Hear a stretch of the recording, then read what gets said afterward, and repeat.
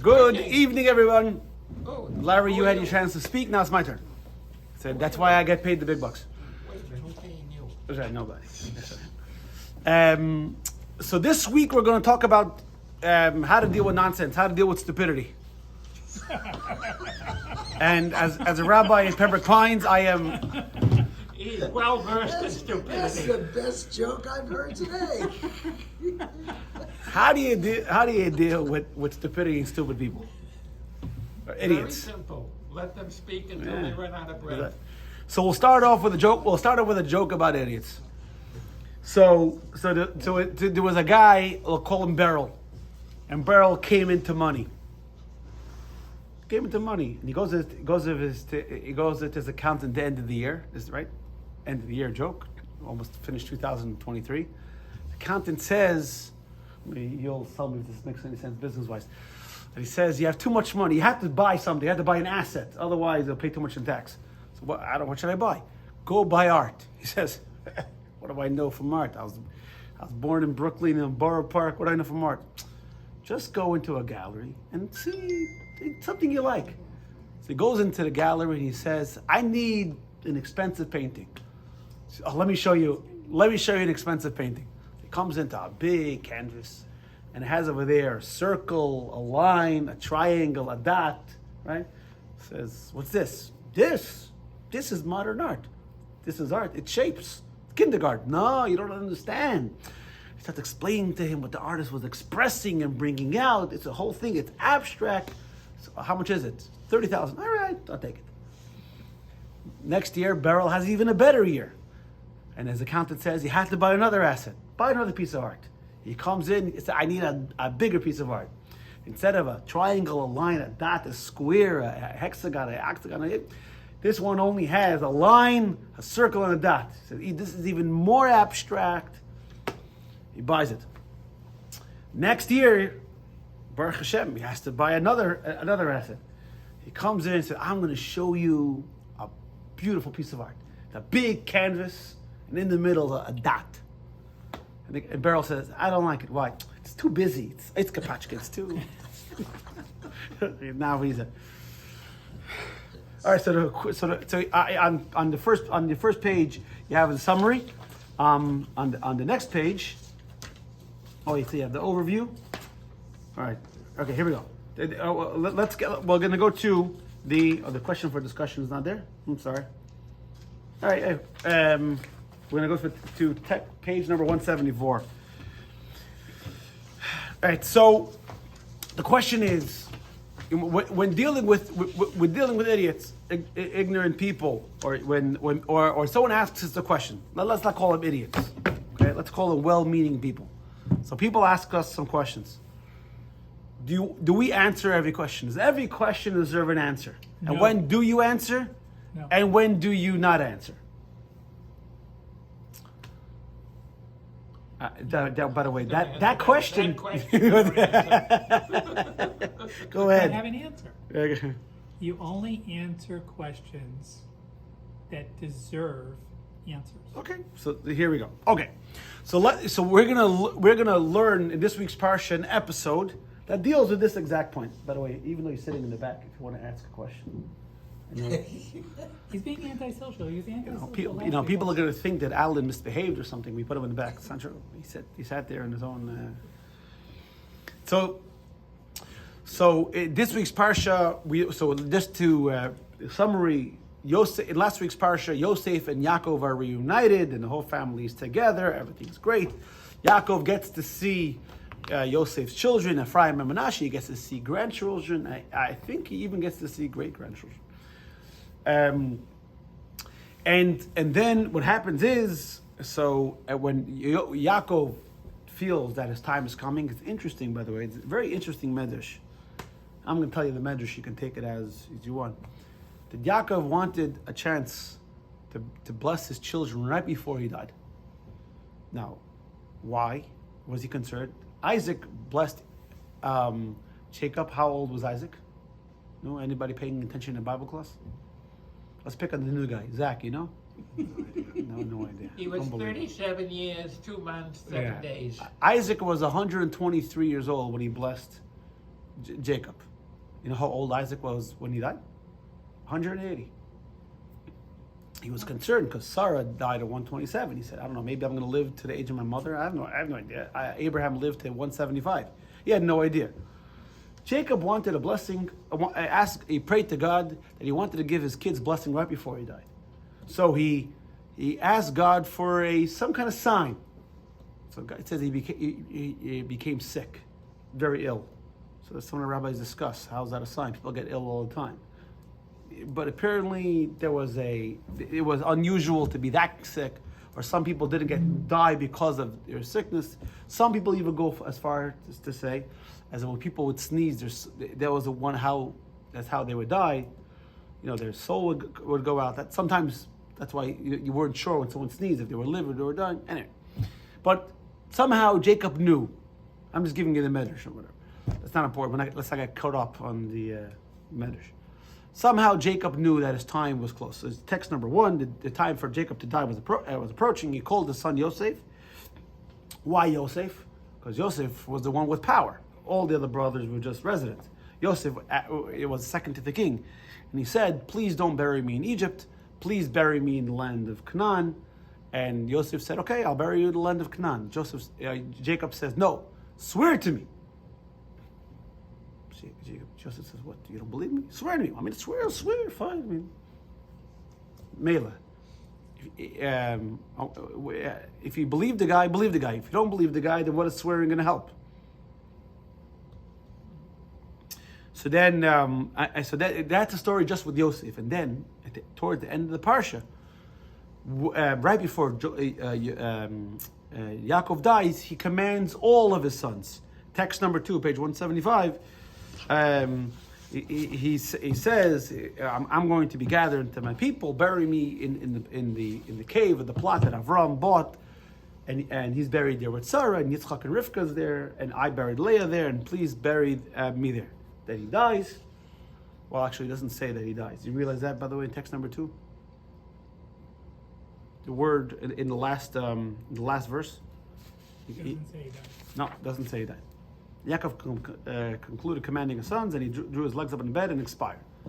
By Yaakov, it doesn't say, and he died. In fact, the Gemara said Yaakov Avinu didn't die. The Gemara says, what kind of guy? What's that supposed to mean? Didn't die. So the In general, you don't bury people until they die.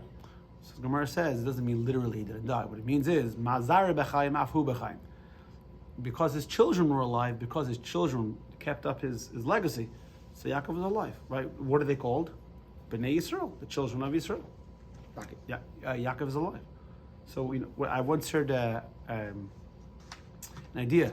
When you learn, and you're learning the Talmud, and you say Rashi says, no, it's not Rashi. We don't say Rashi said. You're learning the commentary on the Torah. You're learning the commentary on the Gemara. We say Rashi says. Rashi's alive. He's with me. In fact, I'll tell you a story.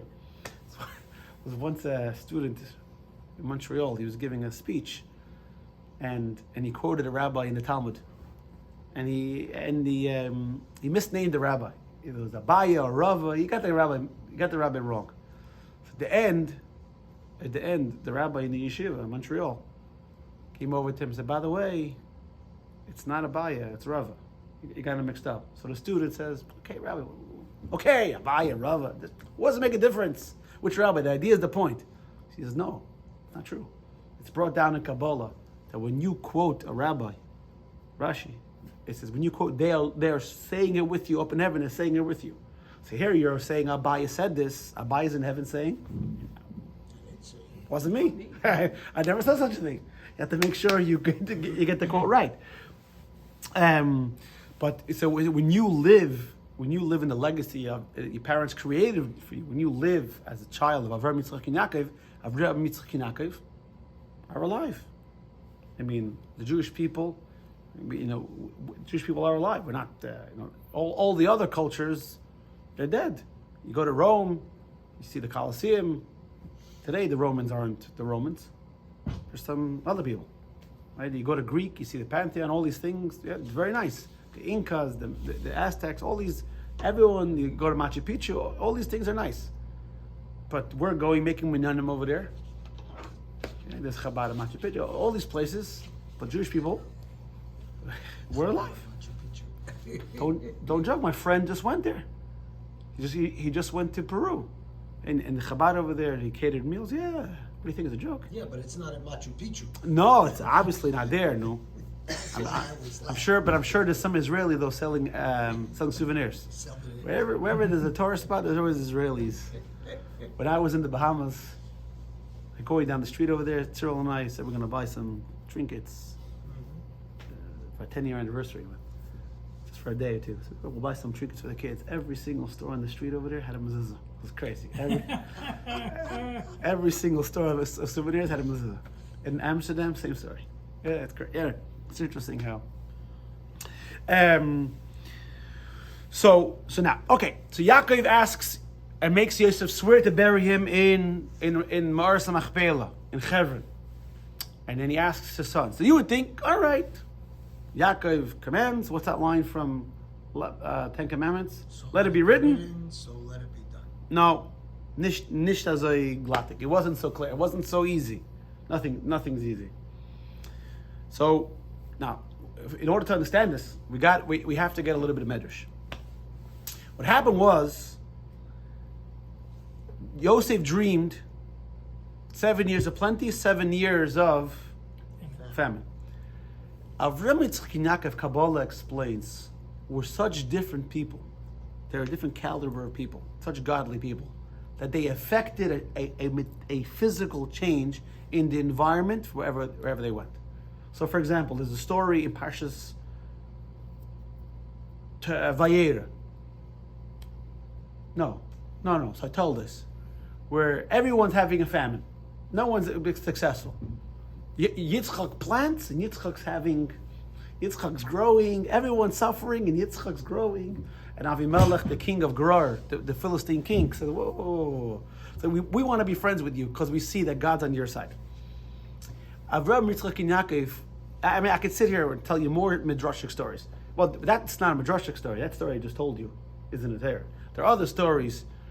So when the Medrash tells us that when Yaakov came down to Egypt, 2 years into the famine ceased, stopped. It didn't cease. It stopped. It paused. Now the Egyptians were well aware of the prophecy. The 7 years of plenty came true, and the 2 years, and they knew that there's going to be 7 years. So what happened was when Jacob rolls into town,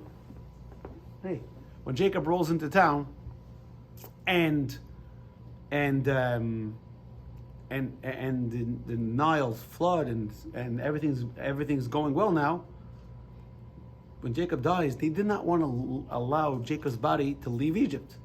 If you look at ancient Egyptian, I know you're an expert in hieroglyphics, no?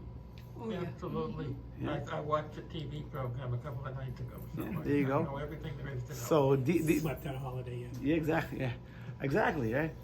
So the Egyptians, they worship trees, they worship the sun, they worship sheep, they worship everything. So you can imagine a person as saintly as Yaakov, who caused the famine to stop.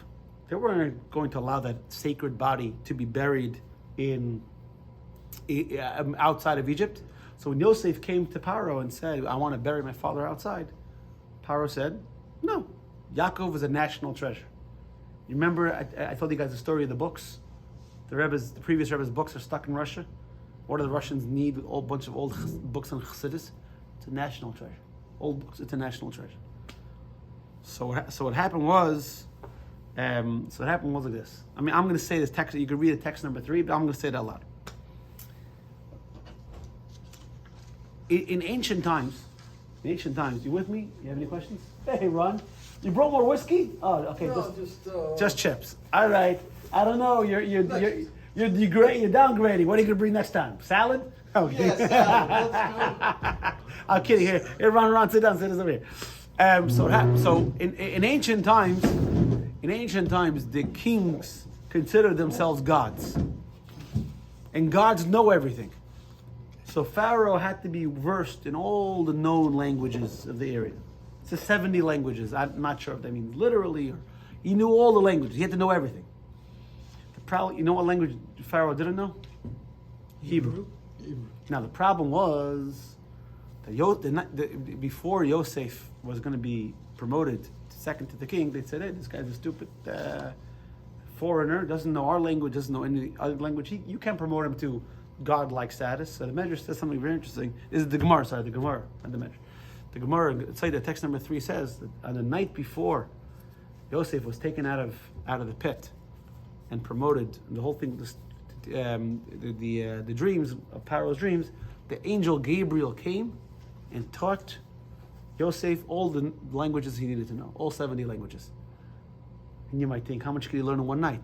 I guess Gabriel's a good teacher. He didn't smile either. When angel Gabriel's teaching you, you pay attention. Instagram doesn't have as much of a lure, when Gabriel. So what happened was, when Yosef came and Pharaoh started speaking to him in other languages, and Yosef answered, he said, "Oh, you see, the kid's the real stuff." But Yosef had a secret, had dirt. J. Edgar Hoover had a file on everybody. Yosef had a file in Paro. Paro couldn't speak Hebrew. Imagine if it got out to the masses, it was printed in the New York Times, that God Paro doesn't speak Hebrew. That's it. His whole veneer of divinity is gone. So Paro made Yosef swear that he would never tell anybody that he would they couldn't speak Hebrew. Now fast forward 17 years. More, sorry. Fast forward to 26 years. And Yosef goes to Paro and says, I want to bury my father in the land of Canaan. So Paro says, no. So Yosef says, but I swore. So Paro says, I'm a politician. I promise things all the time. Break your promise. So Yosef says, okay. If we're going to do that, once I'm breaking promises already, then I'll break the other promise. Paro says, all right, go ahead. That's why you'll see in this week's Parsha, it's actually the last word, the last sentence, the last paragraph of text number 3 on page 176. Paro says to him, go and bury your father, last 4 lines, as he made you swear. Why has he made you swear? You think Paro cared? Because of that. So, in the beginning we said, what do you mean? If Yaakov trusted Yosef, he trusts him. Why did he make him swear? But now we see Yaakov had foresight. Yaakov had divine vision, and he saw.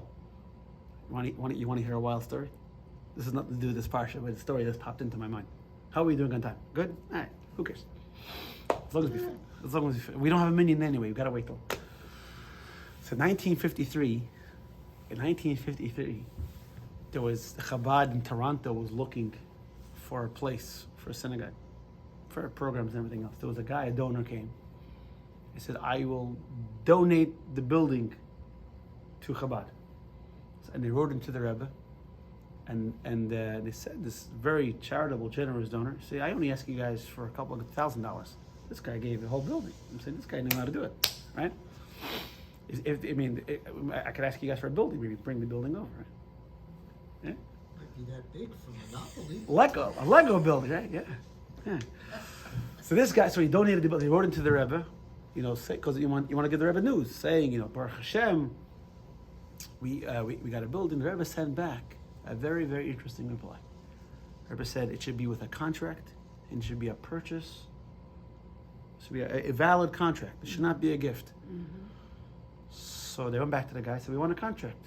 And it should be, and the Rebbe said, some amount of money has to change hands. The guy said, but I'm not selling it to you. I'm giving it to you. So they said, let's do a token amount. So they drew up a contract and they sold the building for $1. Fast forward 20, 30 something years, and already that neighborhood, it was a little bit outskirts of Toronto. But by that time, you familiar with Toronto? She's from Montreal. At that time, it became a lot more expensive. So when the guy died, donors came to Chabad and said, we want the building back. Our father donated it to you, but only for when he was alive. Now it's ours. They said, what are you talking about? Your father donated the building. No, the whole thing. But then they went and they got the contract. It was sold. Because it was sold, they had no rights to the building. Every generation has its person with divine foresight. The next generation was the Rebbe. Anyway, I don't know why. I don't know why I thought of that story. Anyway, so obstacle number 1 was Pari. Then obstacle number 2. The HOA. We'll get to the HOA in a second. This might not come as a surprise to you, or it might come as a surprise, but not everybody has loved the Jews. Not everybody loves. You're putting me on. Not everybody loves the Jews. Kidding. Yeah, no. So what happened? Not everybody, right? And this is the Middle East, so definitely people don't like the Jews. So when Yaakov died and the brothers were carrying, Yaakov gave exact instructions who should carry the coffin and which side the brothers should be. So what happened was, when the brothers were carrying the coffin, and everybody knew the prophecy that the children of Abraham are going to come back and inherit the land of Canaan. So the people, the Bnei Yishmael, the children of Yishmael, and remember, do you remember that Avram had other wives, concubines, and children? Mm-hmm. And these guys said, "Let's get rid of these guys, and now we'll be the main kid on the block." But you know who also went up with the brothers? Yosef. And you know what Yosef represented? Egypt. And Egypt was the superpower of the time. So what happened was, Yosef put his crown on Jacob's coffin. Yosef was not allowed to carry the coffin. He's the king. And Yaakov said Levi can't carry the coffin because he's in the future going to be the Levites and the Kohanim. Who's going to take their place? Ephraim and Manasseh. That's how Ephraim and Manasseh became tribes at that point. So Yosef put his crown on the coffin and said, "You mess with him, you mess with me. You mess with me, and you in what army, right? You mess with the Egyptian army behind me." All of a sudden, all these guys that were threatening, all of a sudden now, oh no, we came to honor. Yeah. So Jacob's funeral was a massive entourage. You see text number 4. So they surrounded the coffin, and it was like a threshing floor because the sons of Esav, Yishmael, and Keturah also came, and they wanted to wage war. But when they saw Yosef's crown, then they backed off. All right. So first obstacle is power. Second obstacle is the other guys. Third obstacle is a property argument, HOA. What's the HOA? You see? Oh, hell yeah. So what happened was like this. So what happened was, by the way, it's interesting. I'll get to the point in a second. I'll jump ahead in my mind. So I have to introduce it before I say the interesting point. Rewind. Yeah, rewind. Or like Gene Wilder says, stop, rewind, reverse that. What does he say in? Willy Wonka. In Willy Wonka. Yeah. Okay. So the third obstacle was Esav. Would you believe it, that Esav was not an honest guy? No. Yeah. Really? Yeah, he wasn't an honest guy. So when the brothers come with the whole entourage, thousands of people and a military escort, you remember Reagan's funeral? They had the horseless rider. They had the horse walking just with the The boots. riderless horse makes better sense. Riderless horse, sorry. Yeah. Thank you. I know. Yeah. Listen, it's called, if it got a horseless rider, he's walking.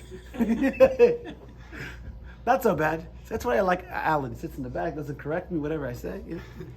I always tell my father, when he comes on Shabbos, he always corrects me and read the Torah. I say, when you're not here, I don't make any mistakes. That's not what HA says. Yeah. Anyway, so Esav stands at the entrance to the cave of Machpelah and says, "What do you guys think you're going?" So what do you mean? We're here to bury Yaakov. So what do you mean? Avram buried Sarah, Yitzchak, and Ishmael. Yitzchak and Rivka. Now there were 2 spots left. Yaakov and me. Yaakov chose to give his spot to Leah. The remaining plot is for me. So he said to Esav, "What are you on crack? We thought you stopped that. Well, what are you doing? You sold it. Let's look at text numbers 5a and 5b, page 178, 179. When Yitzchak died, Yaakov said, is it possible that Esav is going to be buried there? Esav is going to be, can you imagine this lineup? Avram, Yitzchak, Yaakov, Esav? I mean, that doesn't... I didn't say his name there. Exactly. It doesn't belong in the lineup. Right? So he said, nah. What do? He went and he put together a crazy amount of money. And we know Esau liked money. And he bought the land. He bought the land. And you see text number 5b, when Yaakov instructs his sons to bury him in the cave Machpelah, he says, "Bury me in the grave I acquired for myself in the land of Canaan." And Rashi quotes the Medrash, which says, "Which I dug for myself," meaning, or kari means a heap. I made a whole heap of silver and gold, and I gave it to Esav, and I said, "Here." And interesting is that Yaakov only considered the possessions he earned in the land of Israel his. As you see in text number 6, it says, and he took all the possessions that he acquired in the land of Canaan, he took it to Egypt. But everything he got outside the land of Canaan, because remember he lived by his father-in-law in Haran, all that, he said he gave all that to Esav. Which, by the way, on a side point, this is what I was going to say. Side point. The idea that the Bnei Yishmael, the children of Yishmael, the Arabs, can come with a claim that the cave of Machpelah belongs to them. Even Yishmael didn't make that claim. Avram had 2 sons, Yitzchak and Yishmael, right? Yishmael allowed Yitzchak and Rivka to be buried there. Why? Because Yishmael knew Yitzchak is the chosen son. But they come and say, no, it's the most ludicrous claim against historical fact. Because Avram, think about it. Avram bought the cave for who? Sarah. Yishmael is the son of Hagar. He has no right. Only children from Sarah can have a claim to the cave of Machpelah. Even Ishmael understood that. The whole idea that they somehow have a claim to. What?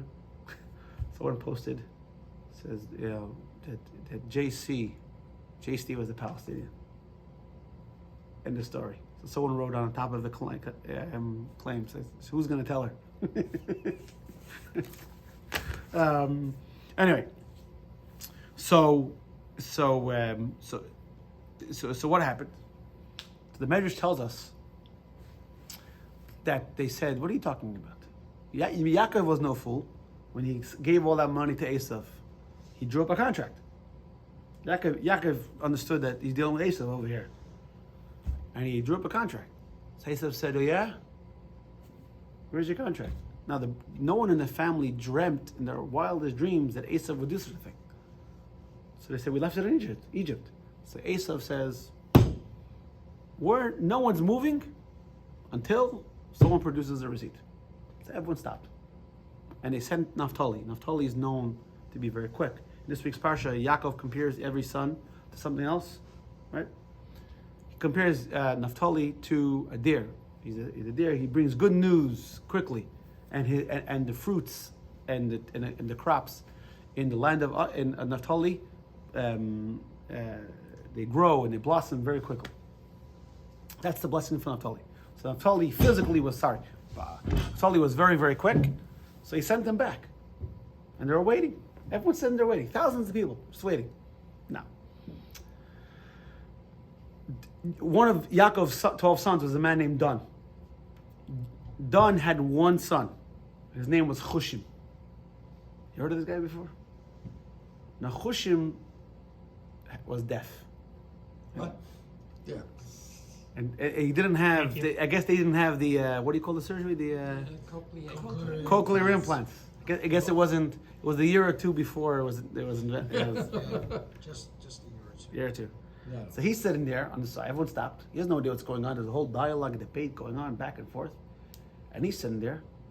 He turns to his relative, says, I don't know ancient Hebrew sign language. What's master? Exactly. He said, what's you probably spoke Yiddish, right? He said, what's going on? What's geht da vor? So they explained to him about the whole thing with Esav and blocking the whole procession. So he says, what? My grandfather's going to lay here for days, because Naftali is very fast, but how, a day there, let's say whatever, a couple days, because of this rat bastard, because of this Russia, my grandfather's going to lay. He said, I'm not take that. He got a stick, he went over to Esau's head, and he went, dang! And he gave him a good knock. Now there's a whole discussion, if he started it, the Yehuda finished it, because we have a tradition, the Yehuda killed Esau. So he started it, and Yehuda finished it. But so look at text number 7. Here's the story. So what I just told you, it's in text number 7. So Chushim said, I'm not going to allow my grandfather to lie in disgrace because of this bozo. Now in halacha, when we learn this, in halacha, you have to bury someone as soon as possible, unless someone from the family is not there. So it's not a disgrace for the deceased. You're trying to honor the deceased by having the family member present. But just to leave the body just laying there, it's a disgrace. The Romans, when after they put down the uprising of Bar Kokhba, and they took down the city of Beitar, they did not allow anyone to walk into the city for 14 years. They knew that by Jews, a burial is very, very important, and they wanted to spread disease, and God made a miracle. None of the bodies decomposed. That's why the 4th blessing in benching, in the Berchat Hamazon, talk about that miracle. But so everyone knows that Judaism, we bury the body. It's disgraceful. Imagine a dead person just laying there on the floor. But so what question comes to mind? Let's see if you guys can anticipate my question. Or the Rebbe's question. What shots are we having later? Oh, sorry. That's my question. That's not your question. That is my question. That's not the Rebbe's question. No? If you wait for him to come back. Huh? If you wait for him to come back. What's the question? I hear a statement. What is it? Do you wait for him to come back? Oh, do you wait for? Okay. All right. No. No. No, I'm mistaken. That's a good question, but it's not the question I was referring to. Who? Let me try to lead you. Who's the one that picks up the stick? Chushim. Who else was there? So Chushim is the one that acted. What happened to Yosef? What happened to Yehuda? Yehuda threatens Yosef and says, "You don't release Binyamin." Last week's parsha. You don't release Binyamin, I'm going to lay havoc. Wreak havoc in the entire country. Shimon and Levi wiped out an entire city. Remember all those guys that wanted to attack the procession? They didn't. Why? Because Yosef's there with his whole army, and one Shmendrik standing there. Thousands of people. Because one Yodel is standing there in the middle. You would think, Yosef, Reuven, Shimon, Levi, Yehuda, Yisachar, Zvulun, Dan, somebody. Who? The deaf guy. Because he wasn't listening to anybody. Chushim. What? So I say, so the question is, what's the significance? The fact that Chushim is the one that takes matters into his own hand. So I'll start off with a cute story. There's a Chabad Chassid. His name was Rabbi Yisrael Nevler. Says, and he said, if I had a wish, he said, I could sin all I want, and then when I get up there, and he was a very good storyteller and speech, and he said, when I get up there, and I'll tell the angels about all the beauties of sin and all these great things, and they'll understand because I know how to say a good story, and they'll say, oh, you're right, go to heaven. The only thing I'm worried about is, what if I have a deaf angel? So the Rebbe answers, the Chassidus explains like this. The reason why Chushim acted was because he was deaf. What does that mean? And I think now this is a very, very appropriate lesson in modern times. What's going on now? Debate is only when the matters of what's right and wrong are unclear. What should we do? or how should we go, right? Or how should we handle it? See, there's a debate. But when something is factual, right and wrong, something is clear, there's no debate. I'm not going to waste my time debating. There is nothing to debate. If you take out the word Israel, okay, we'll use that as an example. You take out the word Israel, you take out the word Gaza or Palestine, and you say today, 1,000 people broke into a country, murdered 1,200 people, raped countless women, burned. I can go on and on and on. And, you feel free to watch a 46-minute video. What they did. What's the reaction at 100 out of 100 people? Outrage. What do you mean? What? Appalled. Outrage. You can't be. The one normal person would say, "Oh, context and it depends and freedom fight." It's a stupid argument. Well, because it's Israel and Gaza and all that, what happens? A whole debate starts. So what happened with Yosef and Yehuda, they got mixed in. We're talking about before being online, right? They got mixed in on Instagram and Twitter, in the comments. It is yours. It's not yours. They got mixed in, and Hushim was the only one because he wasn't on Instagram or Twitter. He says, "What are you all maniacs, crazy? This is not a debate between right and wrong." Says he's blocking my grandfather. He's got to go. Over. There is nothing to talk about. So he said sometimes words can complicate the matter. Watch any video of someone testifying before Congress, right? Or a judge trying to be confirmed. You ask them a question. After 5 minutes, did they answer the question? They were thinking for 5 minutes. Did they actually say anything? Did he say anything related to the question? Right. Right. So sometimes, words could sometimes complicate the issue. Dialogue is very important. Obviously, it's very important to speak about. Yeah, it's true.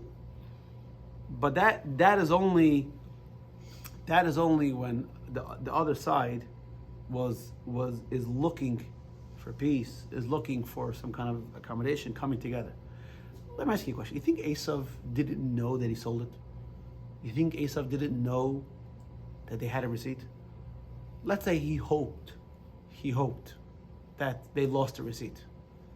So when they said, no, we have a receipt, we're gonna go bring it. So any normal person would say, okay, I tried, and it didn't work, and okay, I gave it a good try, but the scam didn't work. Esav's still standing there. Why is Esav still standing there? What does he hope to accomplish? He's committed to his lie. Yeah. When he Funny you should mention. when he dedicated to a loss, because Esav wasn't in it for the debate.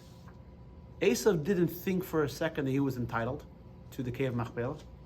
He didn't actually think that. Esav just wanted to make trouble. He hated. We have a law. We discussed this a few weeks ago. Remember the whole thing with Esav hugging Yaakov? Remember that class? Like 5 weeks ago? Parshat Vayishlach. Esav hates Yaakov. Period. So this was his last chance to stick it to Yaakov. Esav's not looking for resolution. Let's go back to Israel. You think if Israel, gives Hamas everything they want, Palestinian Authority, you think it's going to bring peace? No. All of a sudden they're going to stop hating, killing Jews? No. Because they're not looking for peace. They're not looking for a resolution. It's just another, it's just another excuse. I saw a very good video today, guys. It's saying, used to be anti-Semitism was this, now it's this. I'll forward you the video. He puts it very nicely. He says like this. This is what I did. He says, find the one character trait that society despises the most. When they attribute it to a certain person or a group of people, that's racism. That's anti-Semitism. So in Russia, all the Jews were the capitalists, and in And in Germany, we were purifying the race. And now the idea is colonialism and apartheid. The Jews are doing that. The facts don't make a difference. So Yosef and his brother get too caught up in the facts. And this is the problem that Israel has now. What are you answering? What are you answering? What are you putting out videos for? You don't have to answer to anybody. Someone goes into your country. I'm asking you a question. You think America asked anybody permission or their opinion before they wiped out Iraq and Afghanistan? No. They said they brought down 2 towers. We're not asking you questions. You come invade my country. That's it. We know when you get into a debate with these people, you cheapen, and you cheapen yourself, and you lower yourself down. Don't bother. Hushim didn't get into debate. He decided, I'm just going to act. And we see this over here. King Solomon puts it very nice. Look at text number 8, page 183. By the way, talking about death. There was a father, my little angel. There was a father who thought his kid had a voice. There was a big chazan. He was a blind chazan from one of the big synagogues in Europe. So, if he said, you got it, you got it. So the father brought his son to audition for the chazan. So after the audition, the father says to the chazan, no! So he says, all my life I've been blind. For the first time in my life, I wished I was deaf.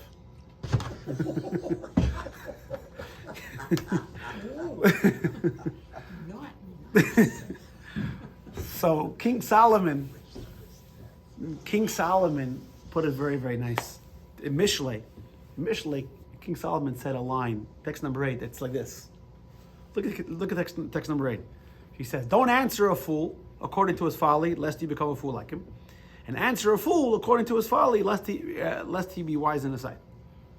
So which one is it? Answer him or don't answer him? Verse 4 says, don't answer a fool. Verse 5 says, answer him.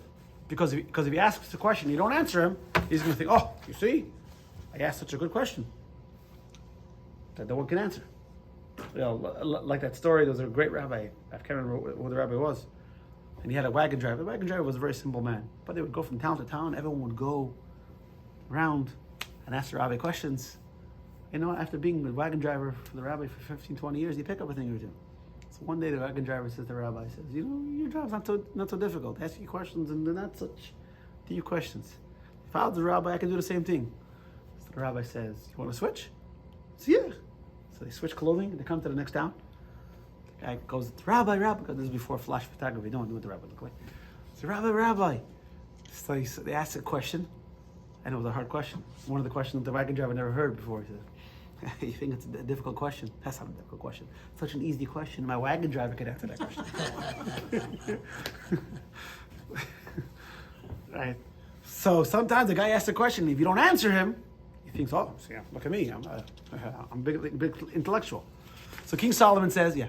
There's an old statement which says it's better to be quiet and thought of as a fool than to open your mouth and remove all doubt. Exactly.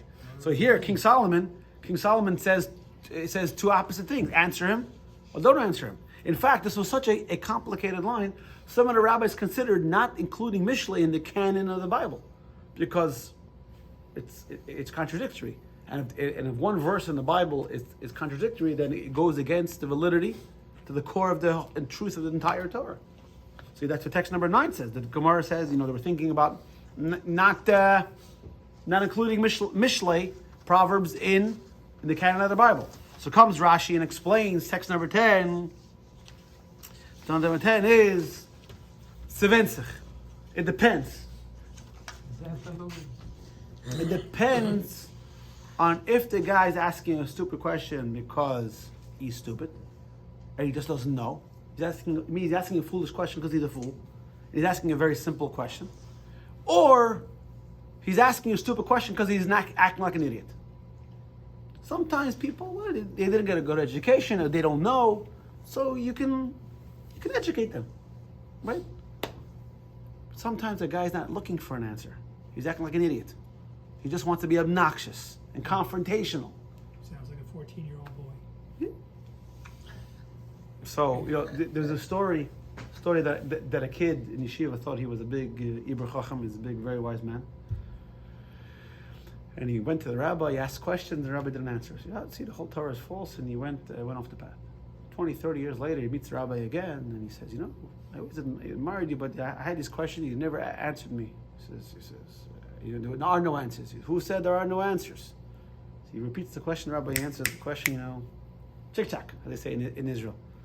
So he said, if you knew the answers, how come you didn't answer me then? He said, because when you came to me, you weren't looking for answers. Right? So when do we engage in dialogue? When do we start talking? When the person's looking in a conversation, there's you talk, I listen. I listen, you talk. That's the way it is. We share ideas. Or as the joke goes, when we were going out, I would talk, she would listen. When we first got married, she would talk, I would listen. Now we both talk and the neighbors do the listening. Right? But that's what dialogue means. Dialogue means you ask, I'm interested in what you have to say. Yeah, I'm trying to impress upon you the validity and the truth of my point of view, but I listen.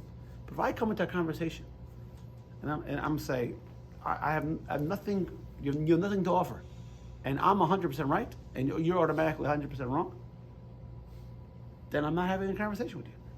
There's no one to have a conversation.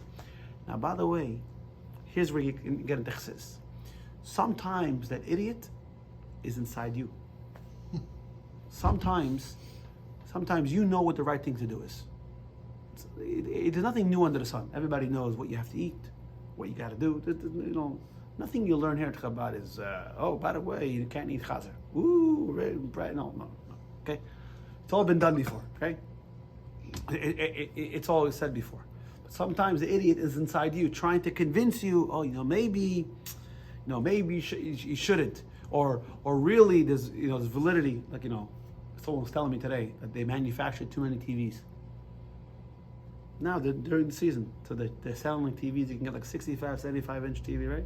And they try to come to you and say, you need a TV. And inside you say, I don't think my 65-inch from last year, 2 years ago, is good. Maybe I need...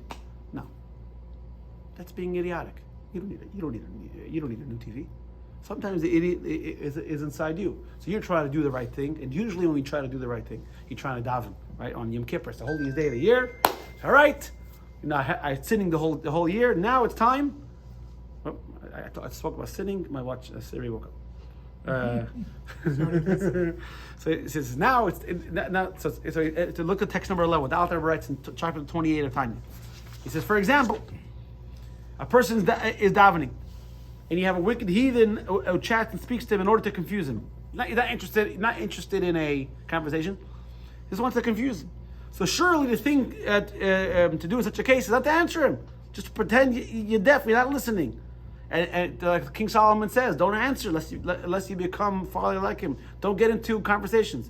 Similarly, he must answer nothing, nor engage in any argument or counter-argument with the foreign.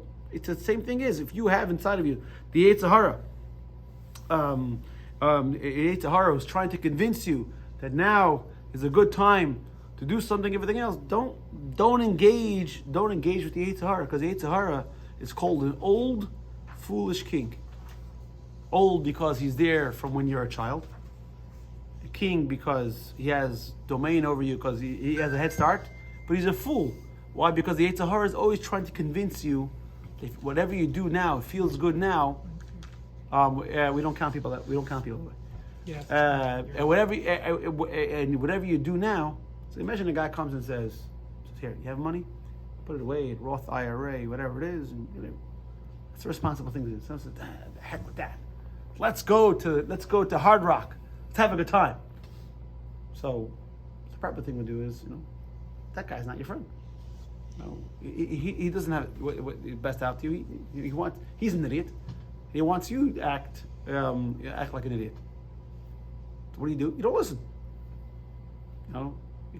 Click. There's nothing. There's no discussion. There's nothing to talk about. I once heard a story. this kid talking back to her mother. So the father, she was upset. Her father got very upset, like told her no uncertain tone, like in her face, and said, "You talk back to your mother again, I'm gonna." Girl was 12, 13, whatever, 14. Someone over to the father and said, you have to understand what she's going through. What's bringing out those feelings? The guy tells me, he said, I don't care about her feelings. You don't talk back to your mother. There's no discussion. You don't talk that way.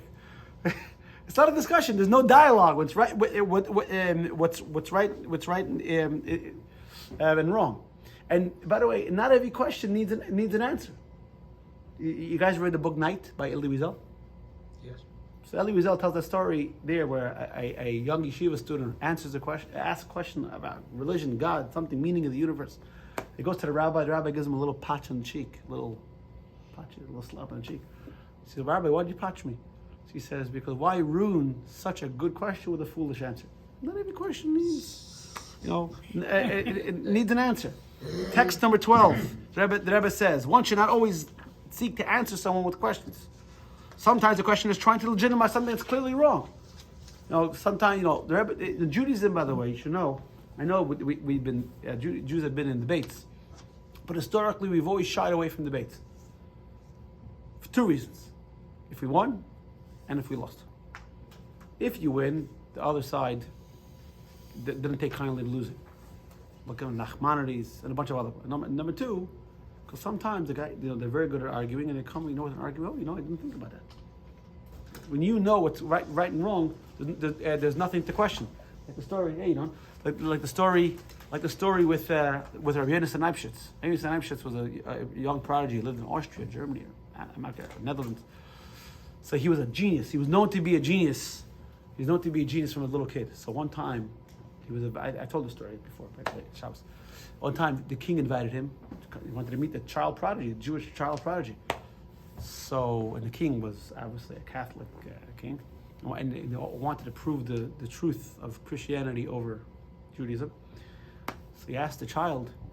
He said, "How did you get here?" He said, "Well, a carriage came for me." So he said, "But what if there was no carriage?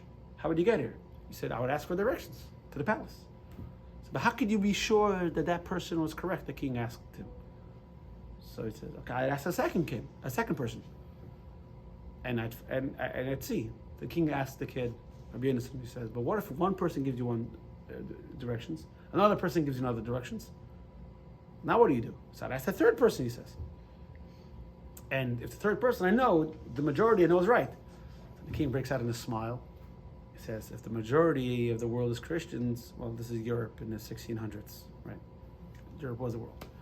The majority of the world is Christians, and the minority is Jews. Obviously, we're right. And the king's court, everyone broke out into a whole clap because the king outsmarted the Jewish prodigy. The Jews, to the innocent, says, no.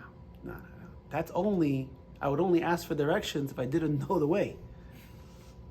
Once you know the way, no matter what someone's telling you, that it's the wrong way, you don't listen because you know the way.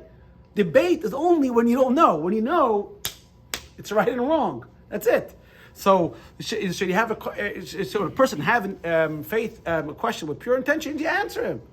And a person just looking for a fight, I know we're running late, but one more point. In the story of Purim, Purim's coming. Story of Purim, you have two anti-Semites. Who are two anti-Semites in the story of Purim? No. Haman. And Achashverosh. Who lives and who dies? Achashverosh lives, and Haman dies. So the Gemara analyzes the difference between Achashverosh and Haman. Why did Achashverosh hate the Jews? Achashverosh hated the Jews not because he really hated the Jews. He hated about the Jews, meaning what they represented. He thought they were a nuisance. They were a burden on society. But once he realizes his queen is Jewish and his prime minister, his minister who saved his life is Jewish, and he realized, hey, I had a total misunderstanding of the Jews' word. I was raised this way. I was raised to hate. But I met a couple of Jews, and I realized, you know something? Jews aren't so bad. Haman knew a lot. Haman was actually he was a great scholar. He knew a lot. He didn't hate the Jews because he didn't know. He hated the Jews because he did know. There was nothing you can tell Haman that could make him hate the Jews less. He wanted to eradicate the Jews. So what do you do for Haman? You kill him. Achashverosh, you educate him. So somebody's looking for dialogue. He might have the wrong idea. You talk to him. Someone who's looking just for a fight, you don't talk to him. There's no one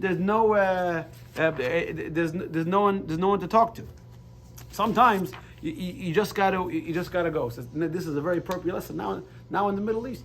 Too long, the Israeli government because of the UN and this and that. What the Rebbe said? What are you hacking at China?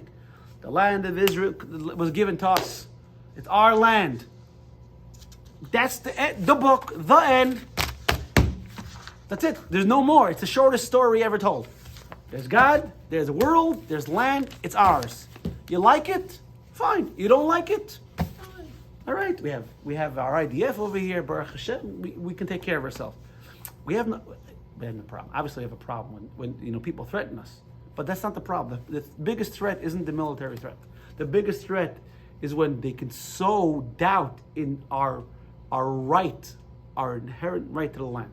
It's our land, over period. And there's nothing you can say, not from the UN side, not religious side, not historical. There's not one valid argument they can bring up that the land doesn't belong to us. We've always been there. We conquered it in war. Mitamol, they want to apply rules of war. Don't apply to anyone else. Like Douglas Murray. Douglas Murray is a British commentator. He said, great. He said, only people in the world that are not allowed to win a war are the Jews. So stop talking about it. We got to learn from Chushim. For the right thing, just do it. Have a good week. See you for Parshat Shmais. Yes? No. Nope.